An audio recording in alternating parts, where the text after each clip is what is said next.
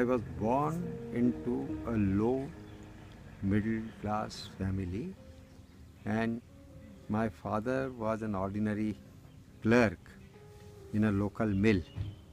We used to stay in a chal, 9 mud houses in a row with no facility of electricity or running water or a private toilet.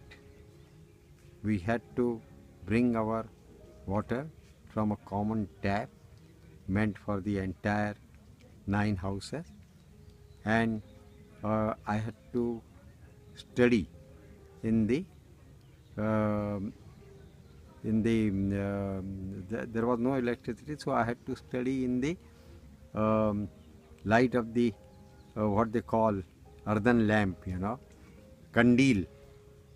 So this was the situation till I completed my matriculation at the age of 16. It was only after I passed my matriculation or SSC exam that the electricity came in our house. And however, from the early childhood, I had an inclination to help others. Although I didn't have a single rupee in my pocket in those days, but I was good in studies, and so I used to teach my friends for hours together without any compensation. My father was also a very compassionate person, and although he was also always short of money, he used to help others irrespective of his own needs. So probably I got my passion for helping others and learned lessons of compassion from him. As soon as I started earning at the age of 22, I tried to help after meeting my own requirements and taking care of my parents. Whatever little money I could save, I used to give it to some charitable institution, particularly Mother Teresa.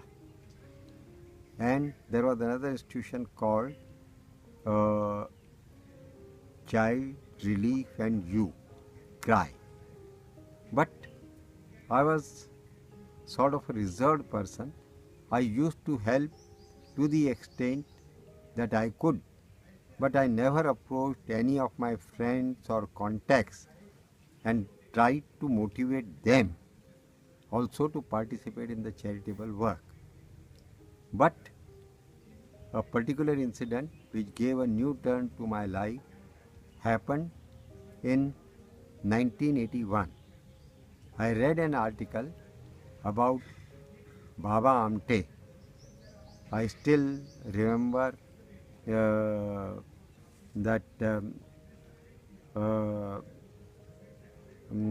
that after reading that article, I very strongly felt that this was something after my heart, and that I should go and personally visit this institution. So I went to Baba Amte's Anandvan, about 100 kilometers from Nagpur, and spent a full day there. Uh, this was I was greatly impressed by Baba Amte's institution, Maharogi Seva Samiti's work, and when I asked them for some literature, etc., they did not even have a literature. I could see that they were doing absolutely wonderful work for leprosy patients, physically handicapped, blind children, deaf and mute children, senior citizens, aged people, and orphan children. They are also doing tremendous amount of good work for the poor tribals. But they were so short of resources that I felt that if I could sort of motivate some of my friends, business colleagues, business contacts, and general uh, friends to support this institution, their work could increase much more. They could expand much more and could help many more people than what they were doing at present. Therefore, after I returned from that institution, Baba Amte's institution, Maharogi Seva Samiti, I wrote for the first time in my life. I wrote an appeal, forwarded an appeal to nearly 200 of my friends, urging them, giving them the details of this institution. Since they had no literature, I forwarded them a copy of the article which had appeared in the magazine India Today, and I also wrote a separate long letter to them explaining what I saw in that institution and what touched my heart. I also wrote to them that after reading this article and my message, if they decide to help this institution, I can assure them that every rupee that they contribute will be put to good use. That was the beginning of my sort of starting to gear up other friends to motivate other people in the humanitarian work, of trying to get others to help good institutions. I believe Ashish, your son, Yes. is following in your footsteps. He's also doing social work. My son Ashish is very passionate about the humanitarian work and totally supportive of me. Ashish's wife, my daughter-in-law, Sushmita, is also very supportive, and both of them, Ashish and Sushmita, always encouraging me to do more. I became very closely associated with Baba Amte. In fact, in less than 2 years, he started me treating like his son. He became my mentor, my friend, philosopher, and guide. He was a very large-hearted person. He told me, what you are doing for Maharogi Seva Samiti is wonderful, but there are many other good institutions and individuals all across India, and whenever you get an opportunity, try to help as many as you can. So uh, he personally introduced me to quite a few other good individuals who were running excellent institutions, and they became my friends also, and I started supporting those institutions also. Till 90, till 1992 end, I was working with a large industrial group, Birlas, in a senior position, and there was quite a bit of work for Maharogi Seva Samiti also. So I did not have much time to support any other institution. But in the beginning of 93, when I left Birla after 32 years, then I started my own business with a partner. So once I entered my own business, then I started devoting more time to charitable activities and other charitable institutions. So uh, between 1993 and 2003, from one institution of Maharogi Seva Samiti, I became attached to nearly 6 other institutions. In 2003, I decided to devote all my time to humanitarian work. So I talked to my partner and told him that I am no more interested in business. You take over the company and I shall concentrate on humanitarian work. So after 2003, I am devoting all my time to uh, humanitarian work. But still, we had no name.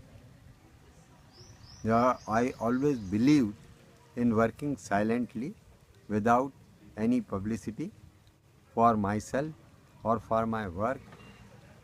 So it was going on like that. In 2005, we were holding a fundraising function for Baba Amted Maharogi Seva Samiti.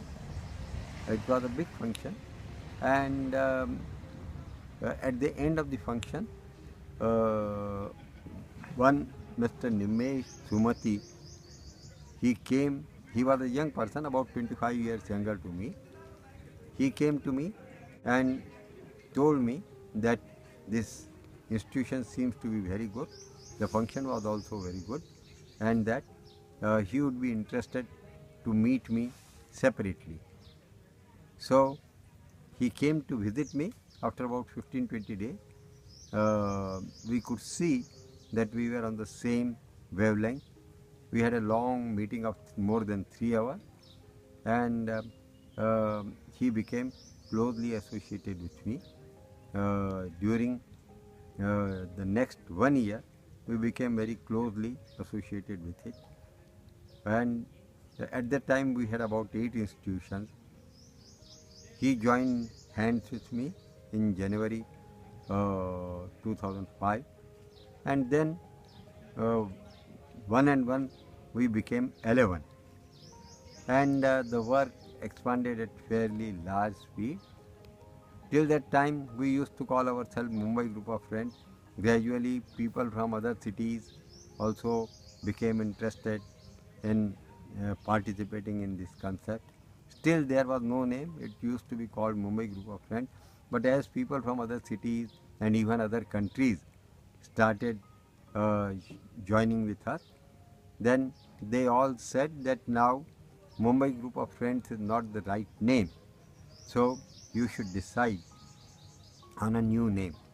Nimesh suggested Caring Friend, and we just adopted that name. And the philosophy of the Caring Friends was very simple. Anyone who is interested in helping the underprivileged, the lowest of the low, as Mother Teresa calls them, is a caring friend. With the result that it remains a totally informal institution even today. And since we are not a legal person, we cannot open a bank account. We do not have a PAN number, which is required for everything. So uh, we cannot accept any donation in our own name. All that we do is to find out good institutions, extraordinary institutions doing wonderful humanitarian work, and link them to the donors. Apart from the fund part of it, we also try to help these institutions to sort of broaden their vision, to improve their efficiency. We arrange for their training. We support them with the proper staffing in every possible way, whatever help they need. It's not only the money, it's much larger sort of vision of guiding them, helping them, and taking them to the new levels. Snehalaya is a wonderful institution, and the main reason is its founder, Dr. Girish Kulkarni. He is an extraordinarily compassionate person, and uh, he founded Snehalaya. Although his family was by and large very supportive, when they came to know that he wants to keep 5 children of commercial sex workers in the house, in their own house. Even they very strongly resisted. They said, Girish, this is not done. You build some shelter for them or something and keep it, keep the children there and help them, but we cannot keep them in our own house. However, Girish was very insistent that as he does not have a shelter at that moment, he had no institution at that time, no building, nothing.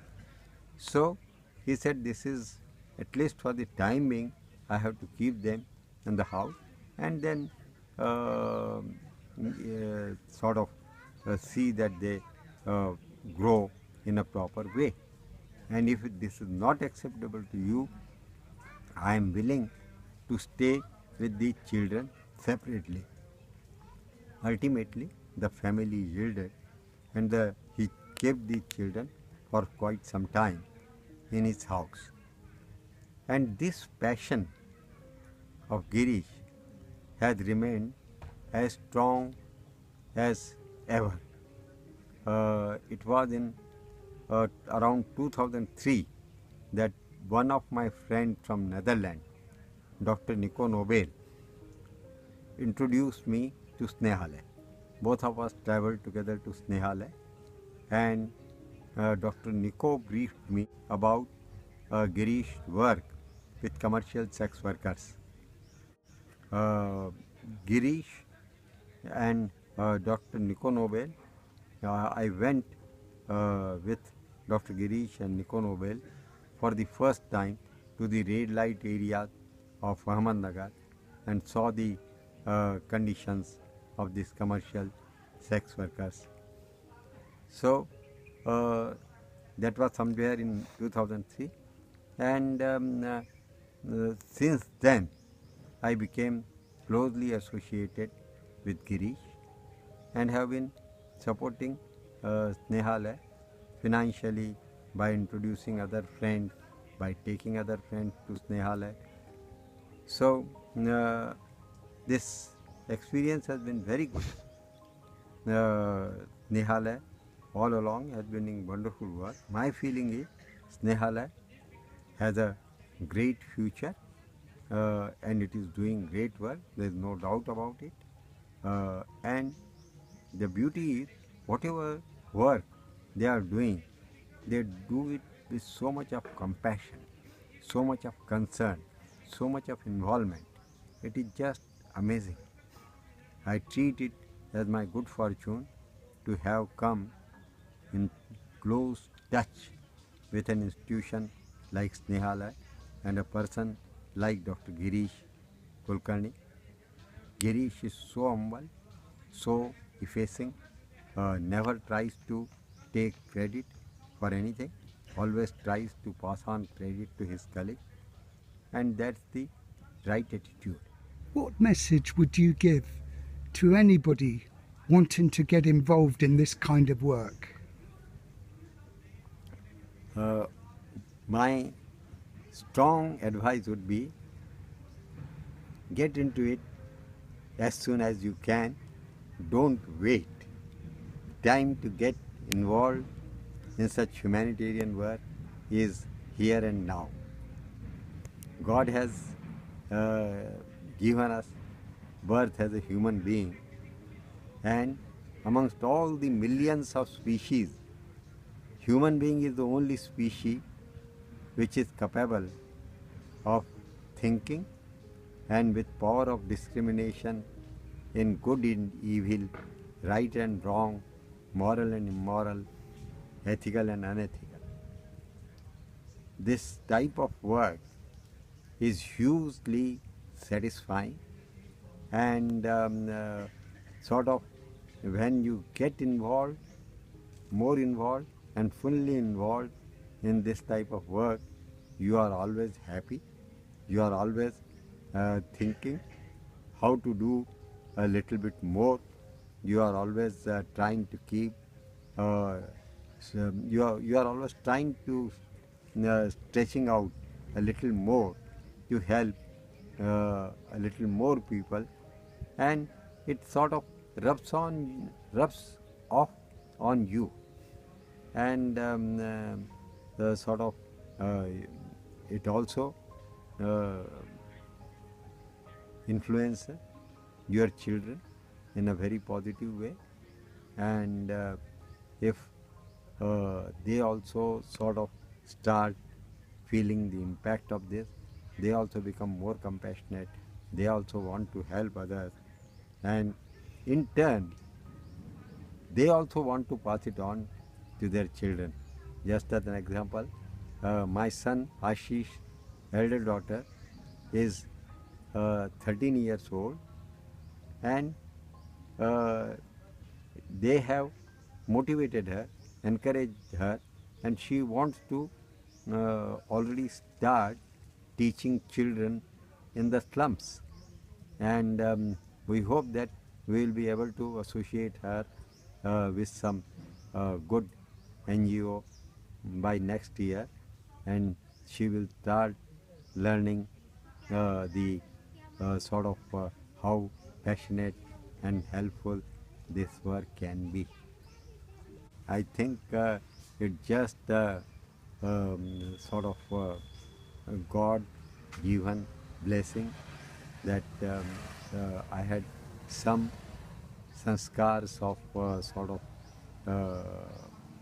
it's sort of inborn feeling of helping others, which was encouraged by the compassion of my father, and then God has been uh, kind enough to bring me in association with such wonderful people that it is um, more I should say for my own happiness that I am working now, and it is probably an incidental benefit that it benefits others.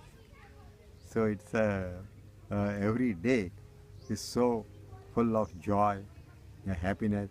I am looking forward to it, and although I am 78, I think it keeps me fully fit, motivated, and running. शुरुआत करें ये समझ में नहीं आता, सबके पास सबके साथ इतनी सारी रमेश अंकल की यादें हैं, मेरे पास है, आपके पास भी है। यहाँ पे बहुत सारे अलग अलग क्षेत्र के सामाजिक क्षेत्र के लोग हैं, 3 ग्रामर मैग्सेसे अवार्डी हैं, 2 पद्मश्री हैं, बहुत सारे अच्छे अच्छे अपनी अपनी जगह पे काम करने वाले कार्यकर्ता है, और सबकी अपनी यादें हैं। मैं अपनी 2-3 यादें आपको बताता हूँ। 1998 में ऐसा हुआ कि हमारे एक हितैषी थे, डॉक्टर निको नोबेल, वो नीदरलैंड से आते थे, और उनकी एक संस्था थी द स्टिकिंग गेरॉट, उसके साथ वो कुछ खास करके रेड लाइट एरिया में काम करने वाले बच्चों के साथ वो काम करते थे। तो वो पहले आनंदवन गए, और वहाँ पे बाबा आमटे ने उन्हें एक व्यक्ति से मिलवाया, कहा कि ये मेरा मानस पुत्र है, और वहाँ से निको नोबेल का मैसेज आया कि मैं स्नेहालय देखने आ रहा हूँ, लेकिन मैं एक और व्यक्ति को भी साथ में ला रहा हूँ जिसे बाबा आमटे अपना मानस पुत्र मानते हैं। और हम लोगों ने उनका स्वागत किया। कोपरगांव के, हमारा जो डिस्ट्रिक्ट शिरडी कोपरगांव से शुरू होता है, वहाँ पे उनका स्वागत किया, और हमारा जो शेड्यूल था कि हम पहले उनको कोपरगांव के साईनाथ नाका रेड लाइट एरिया में ले गए। और तब मुझे डॉक्टर निको नोबेल ने बताया कि ये है रमेश, माय बेस्ट फ्रेंड, और ये बहुत संस्थाओं के साथ काम करते हैं, तो मैंने सोचा कि मैं आपके यहाँ भी उनको ले आऊँ। और अंकल वहाँ पे आए, और वो पहली मुलाकात थी, उन्होंने वो पूरा इलाका देखा, और मैं आपको बता नहीं सकता, जब से उन्होंने देखना शुरू किया, उनके आंखों से आंसू रुक नहीं रहे थे। और फिर महिलाओं के साथ हमने बैठ के मीटिंग की, वही जमीन पे हम लोग बैठे, तो किसी ने नहीं सोचा वहां पे जमीन पे बैठना, उन्होंने दिया हुआ चाय पीना, ये सब अंकल ने किया। और अंकल ने कहा कि कौन सी ऐसी चीज है जो आपका दुख कम कर सकती है, जो हम कर सकते हैं।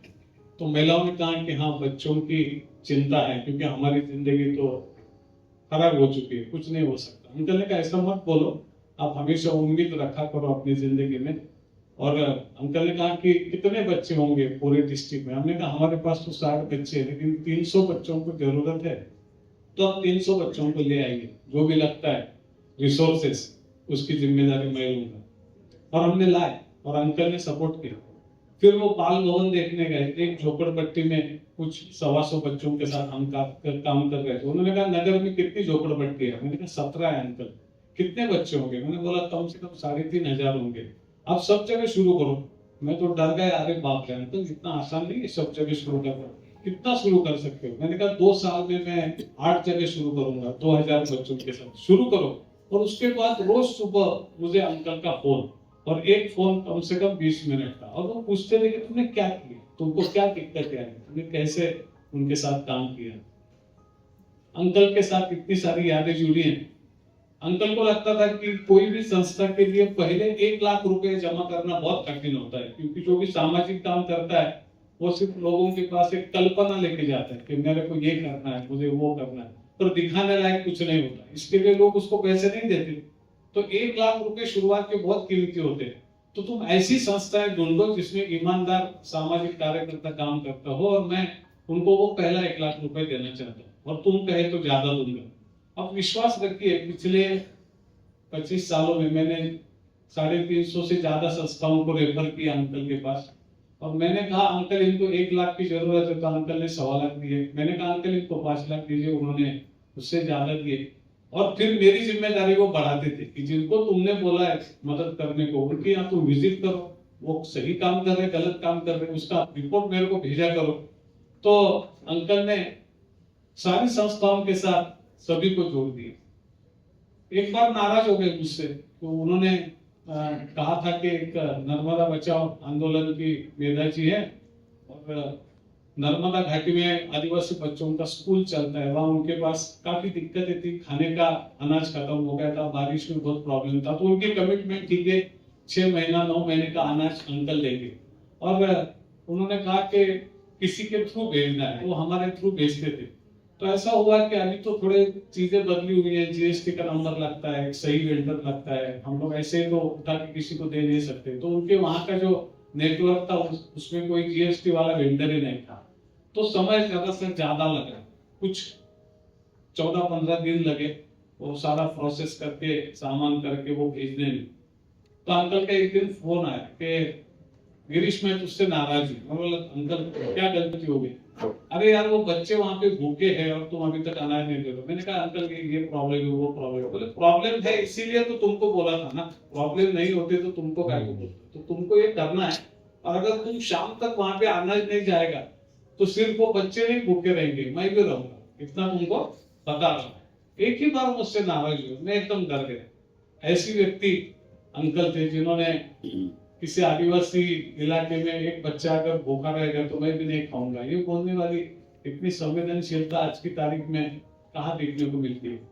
मुझे नहीं लगता अंकल चले गए और हम सबको अकेला लग रहा है। मुझे ऐसा लगता है कि अंकल ने हमको अकेला नहीं छोड़ा, हम सबको एक दूसरे के साथ बांध के रखा है, संस्थाओं को बांध के रखा है, एक सही विचार लाइक माइंडेड लोगों को बांध के रखा है। और हम सब लोग अंकल का जो ख्वाब है, मिशन है कि एक अच्छी दुनिया बनानी है, हमसे जितना हो सके दुख दर्द अन्याय शोषण इसको हमको कम करना है। अगर हम ये सोच के जैसे आज तक अंकल ने हमको जोड़ के रखा है वैसे हम जुड़ के रहेंगे और आगे जाएंगे, मुझे लगता है भाई अंकल हंसते हंसते ऊपर से हम सबको आशीर्वाद देते रहेंगे। आखिरी एक बात बताना चाहता हूँ कि अंकल के पूरे जर्नी में आदरणीय लता आंटी हो, आशीष भाई हो, वैभव भाई हो, सुष्मिता भाभी हो, इन सबका बहुत योगदान। क्योंकि जिन लोगों के दिमाग में ये दुनिया को अच्छा बनाने का एक ख्वाब जिनके दिमाग में होता है, वो लोग हरदम उसी ख्वाब के साथ जीना पसंद करते हैं। तो उनका बैक ऑफिस, उनकी अपनी निजी जिंदगी कहीं ना कहीं तो कॉम्प्रोमाइज होती है। कई बार तो अंकल संस्थाओं को देखने को निकल पड़ते थे, 10 दिन 15 दिन कहीं भी रहते थे, तो परिवार की भी अपेक्षाएं होती है। लेकिन इन सब लोगों ने उन्हें समझ लिया, उन्होंने समझ लिया कि हम लोग सिर्फ एक सामान्य व्यक्ति के साथ नहीं, तो ऐसे व्यक्ति के साथ रह रहे जिसमें ईश्वर का अंश है। और उन्होंने बहुत जबरदस्त सपोर्ट किया। और वो पसंदीदा गाना केयरिंग फ्रेंड्स की मीटिंग हमारी होती थी, प्रकाश आपटे सर, दिनेश भाई, हमारे के जी, सब लोग मिल के बैठते थे। और फिर आंटी जी अपनी हारमोनियम लेके प्रभु आपकी कृपा से सब काम हो रहा है, करते हो तुम कन्हैया, मेरा नाम हो रहा है। जब वो सुर लगते थे अंकल के और आंटी जी के, तो सब लोगों का एक भाव सब बन जाता था। तो मैं अंकल जी को तो नमन करता ही हूँ, बहुत कृतज्ञता, साथ में पूरे कचुरिया परिवार को भी नमन करता हूँ कि उन्होंने अंकल जी का साथ दिया। हम सब लोग अंकल के आपके साथ जुड़े रहेंगे। धन्यवाद।